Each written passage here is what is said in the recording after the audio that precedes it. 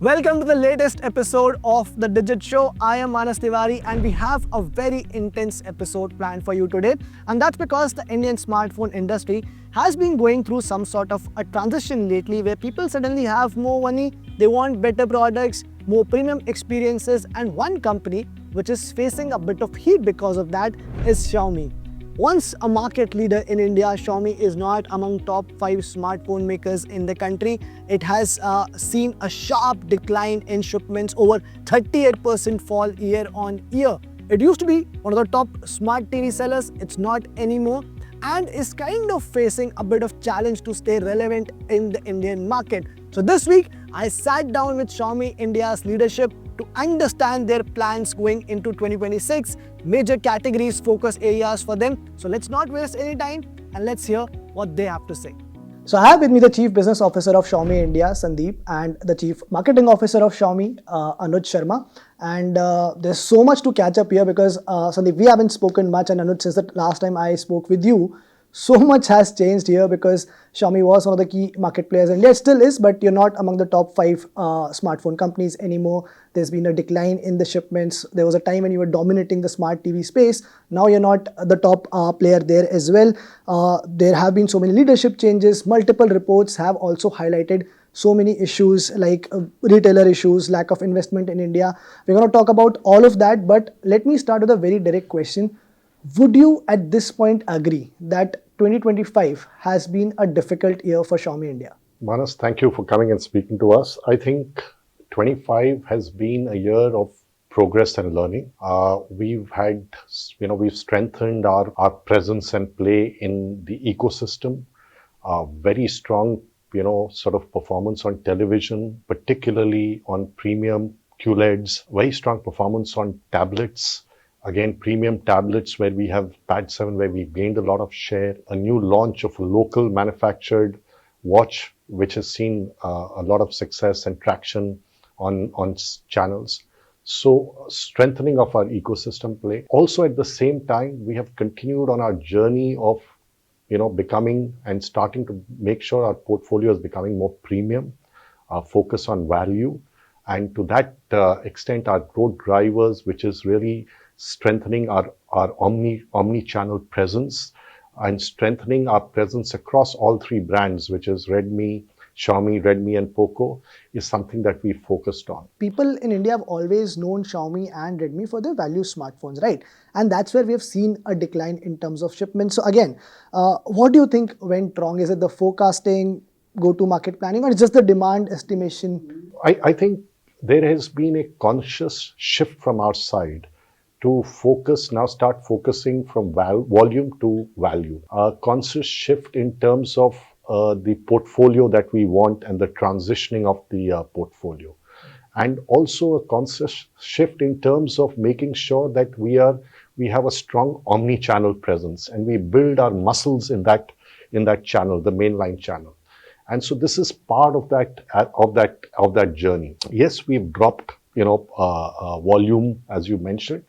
We are still amongst the top 4 players in the. If you look at Xiaomi, Redmi, and Poco put this together. Is in terms of value or shipments? Even in terms of shipments, yeah. If you put all 3 of them together, we are amongst the top 4 players. And like I mentioned to you, Manas, we've now set up the sort of structure and the channel presence, etc., to now start to gain both on volume and particularly on value. Okay, but then what I've also seen is there's been some sort of reluctance to bring a lot of ecosystem products. Earlier you would launch a lot of those, and now I don't see the same volumes be. Okay, brands is one category which I assume that people are not buying bands as much. Now they move to smartwatches, but there were a lot of AIoT devices which are not coming to India. So we've always, we are yet to, I think, see the entire strength of the Xiaomi innovation ecosystem in India. But at some point, we'll also have to realize that this life stage that India is as a market, where some of those devices make sense and some still don't,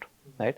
Will we get there? Hopefully, as the broadband penetration is kind of going up, as people are getting a little more comfortable going beyond basic compute devices, that opportunity is there. And obviously for us, we are always evaluating, we are always recalibrating, and never say never. But Sandeep, you mentioned about targeting the value aspect, right? And I've read in a lot of places where you've spoken also about premiumization, moving towards premiumization, right? Can you define it for me? Like, does it mean bringing up more expensive products, or is it the experience that you are targeting? How will you put it? Premiumization is really upgrading your existing consumer base, consumers to a sort of a product which has got better features, which has got a better sort of ecosystem play around it. The journey of premiumization starts with, of course, portfolio.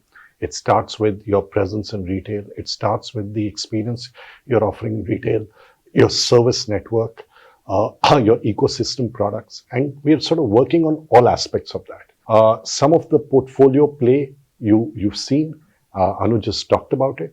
There is more that you will see as time goes on, and particularly in 2026. So when you say more, Anuj, should I assume that the Xiaomi 17 series is coming to India very soon? You've already announced it globally. Yeah, I think. So Xiaomi 17 series is definitely coming to India. What all we see as part of it, obviously we are still evaluating. Okay, so I mean that is the number of products. Any time, when are you aiming to launch this? Because we have traditionally seen it in the first quarter of a new year, right? Yeah. So is it that what you'll be targeting? We are testing a couple of products. Okay. When we are actually able to bring it in, largely depends on what the market conditions would be, when we'll be ready with that, and not just India actually, right? Because now these days the Xiaomi flagship series actually launches across the world. Yeah. So when all the global markets have a green flag is when we can launch it. Now at this stage, I also want to understand something from you, because for long there has been some sort of market confusion regarding Xiaomi, Redmi, and now Poco as well. Because I remember there was a time when you used to call yourselves Mi, and then you changed it to Xiaomi to avoid that confusion. But there is still, a little bit of, and now with that, a lot of leadership changes within Poco as well. How do you, differentiate, and how do you position these brands separately from each other? Again, I mean, the company has always been Xiaomi, Manas, and Xiaomi's got three brands which have distinct positions. They have distinct roles. Xiaomi sort of about innovative tech, cutting edge tech. Redmi has been about democratizing technology, about reliability, durability, accessibility for everybody. Poco has been about performance for the digitally savvy, young, sort of tech savvy user. So Anuj, what is the vision here? What are the next products in line? Because I'm assuming before the Xiaomi 17 series, there will also be a Note series. What are the other categories that you'll be focusing going into the next year? Other categories, actually, some of them are very, very exciting. I like how you're talking about other categories first, but not the Note. Phones you're already naming. So I would not argue with that. Obviously, from a phone's perspective, what we are doing is, if you look at it, right, I think back in 22, we had this conversation saying Xiaomi's got too many phones. So we've actually used the last 2-3 years to recalibrate and says, kind of put in only the things that were required, right? So the essential phones, non-overlapping series, and try and make it simpler for consumers to understand and pick us. Now that we've done this, we do see some gaps. I can't disclose what gaps we'll be kind of filling in next year, but you will see a couple of very interesting phones that will come through the year that fills in those gaps that we are noticing. While we're doing phones, I think one very interesting thing that I think Sandeep very quickly mentioned was TVs. Right? So what we realized this year, and I think this is a larger change that's happening in the industry, where suddenly from just pure screen sizes, picture quality has become super important. And we've seen that with the acceptance of our QLED series. Right? So last year we introduced QLED series. This year we went in a little harder, and we've seen a fairly good success. Even as we speak, every day since the Diwali sales have started, they're just flying off the shelf. Next year we will be amping up the picture quality quite a bit. And then of course on the tablet side, we've seen fairly good success. It's just been 3 years. I mean, it feels like a lot longer because with the Xiaomi Pad 5, we were able to revive the Android tablet space. Pad 6 has done well. Pad 7, we brought in nano texture. Next year, we should give in a couple of more variables for the consumers to kind of really feel happy about the tablet side as well. Absolutely. But hardware is one thing, obviously. There's also a software is a very important part of any ecosystem and experience, right? You have the HyperOS on phones.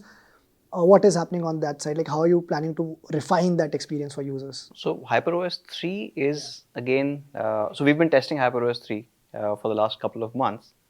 The whole idea is obviously a lot more stable as a system, but a lot more fluid as well. In HyperOS 3, we actually, because we started off a little early, we are ready to kind of deploy. So you will start seeing HyperOS 3 deploying into the devices in the next couple of weeks itself. Okay. So the flagship So, users. like, what will the first lineups which will get this? Or Obviously, across it'll be the Xiaomi 15 Ultra and the Xiaomi 15 we'll start with. In fact, the Xiaomi 15 that I'm using, we've been testing HyperOS 3. So you will see that aspect. I hope that Xiaomi India is able to make the kind of inroads that you guys want to, and you're able to bounce back in certain categories also, because it's always been such an important brand for India. This is probably the brand that taught people how to like use a smartphone, how to use a smart TV, and it's always set a trend, right? So I hope that that competition, that excitement is back, and all the best for all your plans. Thank you so much for your time. Thanks, man. Thank you so much, man. Alright, as I said, I hope Xiaomi is able to make some sort of a comeback and bring that competitive spirit back to the Indian smartphone space. Now it's time for a break, and on the other side, we have a very interesting phone battle waiting for you.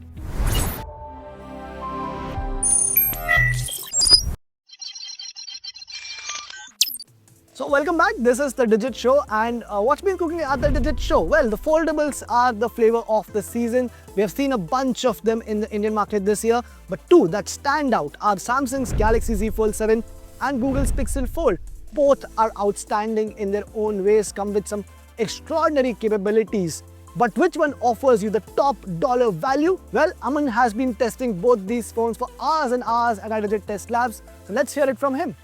The foldable phone category was brought into the mainstream by Samsung, and while we have seen plenty of competition over the years, it's the Galaxy Z Fold series that has consistently remained the gold standard. And this year, Samsung faces yet another serious competition in the form of the Google Pixel 10 Pro Fold. In this video, we'll find out which of these foldables truly deserve your hard-earned money. Hello everyone, I'm Anuj for Digit, and this is the battery drain test comparison between the Samsung Galaxy Z Fold 7 and the Google Pixel 10 Pro Fold. Let's get started. On your screens are the prices of both smartphones. While the Pixel 10 Pro Fold comes in a single 16GB RAM plus 256GB storage, the Galaxy Z Fold 7 is available in a variety of RAM and storage options. Also, the key specifications of both the phones before I go ahead, you can pause and take a look. As always, we start with booting both devices, and the Pixel 10 Pro Fold is the one to boot up slightly faster. Now, both phones are connected to the same Wi-Fi network. They are charged to 100%. Sound is set at 50%, and the display, both inner and outer ones, are tuned manually to around 510 nits using a lux meter. Alright, we get going with 2 hours of YouTube video playback, and also since these are foldables, I will be juggling between the inner and outer displays accordingly. So this HDR video on the phones, let's play it for an hour. Talking about the quality, both phones offer nice and punchy panels, with the Fold 7 taking the crown if you prefer more vibrancy. The Pixel 10 Pro Fold's panel keeps things neutral and toned down for a more natural look. So this comes down to preference, but even brightness wise, anything beyond 2000 nits is great, and both these phones offer plenty brightness prowess that you won't be asking for more. Onto the outer screen, well, the Pixel here has a slightly larger 6.4-inch display, but the Fold 7 offers a more efficient 1 to 120Hz refresh rate, the same as the inner display, unlike Pixel's 60 or 120Hz options. Nonetheless, display tuning on both phones is spot on, and both the inner and outer displays of the Pixel and the Galaxy are tuned well in respect to color calibration, brightness, and so on. The Fold 7 does get the edge here for brighter viewing angles. Its screen is also slightly less reflective, although both phones do not feature anti-glare screens. Okay, the first round is done, and the Pixel 10 Pro Fold has taken the lead with 88% battery left, while the Galaxy Z Fold 7 is left with 87% battery. Okay, now it's time to record an hour of 4K video split between the front and rear cameras, and I'm not going to use the inner camera for this round. So first up, the rear camera, 4K 30fps video for half an hour. Now while the recording is on, here are the camera specifications of both smartphones. The new Google Pixel 10 Pro Fold features a triple rear camera system comprising a 48 megapixel primary lens, a 10.5 megapixel ultra-wide camera and a 10.8 megapixel telephoto camera. For selfies, there's a 10 megapixel camera on the outer panel and a 10 megapixel lens on the inner screen. Video recording is capped at 4K 60fps from both the rear and front cameras. The Samsung Galaxy Z Fold 7 also features a triple rear camera, but this one has a 200 megapixel primary lens, a 12 megapixel ultra-wide lens and a 10 megapixel telephoto lens. For selfies, there's one 10 megapixel camera on the cover screen and another 10 megapixel lens on the inner display. For video recording, the rear camera can shoot up to 8K 30fps videos, while the front camera is capped at 4K 60fps recording. Okay, it's time we end the 30-minute 4K video recording from the rear camera. In terms of thermals, while the Pixel 10 Pro Fold hit a peak of 31 degrees Celsius, the Galaxy Z Fold 7 went up to 34 degrees Celsius. With that, let's start the 4K video recording from the front camera for another 30 minutes, and while the recording is on, here are the photo samples shot from both smartphones.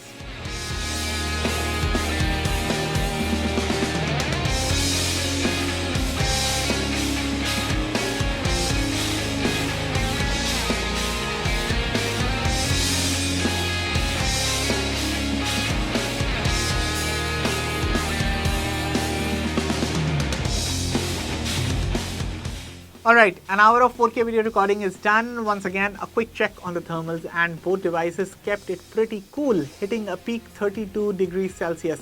With that, after 3 hours gone, the Pixel 10 Pro Fold is still in the lead with 73% battery left, while the Z Fold 7 is right behind with 70% battery. Alrighty, it is time to run some benchmarks now to get an idea when put under heavy load which phone delivers the better performance and of course better endurance. First up, the specs. The Google Pixel 10 Pro Fold is powered by the Tensor G5 chip paired with 16GB LPDDR5X RAM and 256GB UFS 4.0 storage. The Galaxy Z Fold 7 on the other hand is powered by the Snapdragon 8 Elite chip paired with up to 16GB RAM and up to 1TB storage. Starting with Geekbench 6, and while both devices recorded pretty much the same in single core performance, it's in the multi-core where the Z Fold 7 recorded a 63% better output than the Pixel 10 Pro Fold, meaning that in theory the Z Fold 7 should provide a much snappier experience for demanding tasks such as gaming, heavy multitasking and video editing. In AnTuTu, which measures a phone's overall performance including the CPU, GPU, memory and user experience, the Z Fold 7 annihilated the Pixel 10 Pro Fold with a 119% faster overall score. Its CPU was about 89% faster and the GPU showed an even larger lead at 105% faster than the Pixel 10 Pro Fold. In the 3D Mark Extreme Stress Test, the Galaxy Z Fold 7 once again posted much better best and lowest loop scores along with a clear lead in the overall FPS performance. Interestingly, in the final CPU throttle test, both phones throttled significantly under a heavy sustained load with a stability score of 58% on both devices. Here's a closer look at the benchmark scores after every round. A quick check at the battery stats after the benchmarks round, and the Pixel 10 Pro Fold is still in the lead with 49% battery left, but the Fold 7 is right behind with 48% battery left. Now if the benchmark round is anything to go by, the Galaxy Z Fold 7 clearly has the upper hand in real world performance too, especially with heavy tasks like gaming. Take Asphalt 9 Legends for instance. While the Fold 7 supports 120fps, the Pixel 10 Pro Fold is capped at 60fps. And sure, a game like Asphalt 9 isn't exactly demanding for flagship phones, but the Fold 7 still felt noticeably smoother. It's the same story with competitive titles like BGMI and Call of Duty Mobile. The Galaxy Z Fold 7 runs both at 120fps, whereas the Pixel 10 Pro Fold is limited to 60fps for BGMI and 90fps for COD. As for heat management, both phones did touch the 40 degrees Celsius mark during benchmarks and gaming tests, but in everyday use, thermals are well under control. Neither gets uncomfortably hot under a heavy load. That said, when it comes to raw power and better sustained performance, the Galaxy Z Fold 7 does pull ahead.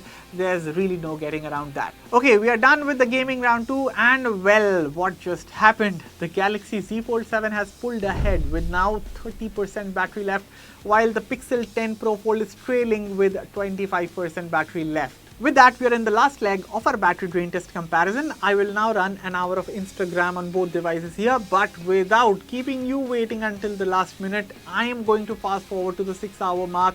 And with that, the Samsung Galaxy Z Fold 7 finishes with 21% battery left, while the Pixel 10 Pro Fold finishes with 15% battery left. Here's an hour by hour breakdown of the battery drain of both smartphones on your screens right now. And as you can see, in the end, despite packing a smaller 4400 mAh battery, the Galaxy Z Fold 7 managed to outperform the Pixel 10 Pro Fold in our battery drain test. Samsung's optimization clearly shines through here, as the Z Fold 7 not only holds up well under regular use but also delivers better sustained performance thanks to the Snapdragon 8 Elite chip.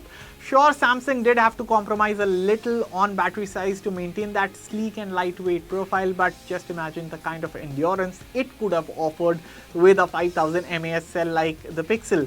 As for the Pixel 10 Pro Fold, while the larger 5015 mAh battery does help it last long on paper, the results show that Google still has some fine-tuning to do when it comes to efficiency and thermal management. The Pixel is powerful, no doubt, but when raw performance and power efficiency are both considered, the Galaxy Z Fold 7 takes the win, and that too with a smaller tank. And that's it for this battery drain test comparison. Tell us which one would you pick in the comments below, and as always, for all the latest in tech, stay tuned to Digit. I will see you all in the next one. Thank you for watching. So this was an intense episode as I promised, but next week is going to be a lot more fun because I am packing my bags and heading straight to LA to attend Adobe's Max conference, bringing you all live updates from there, while the team back home continues to play around with all these cool devices. So stay tuned for next week's episode of The Digit Show, only on Times Now.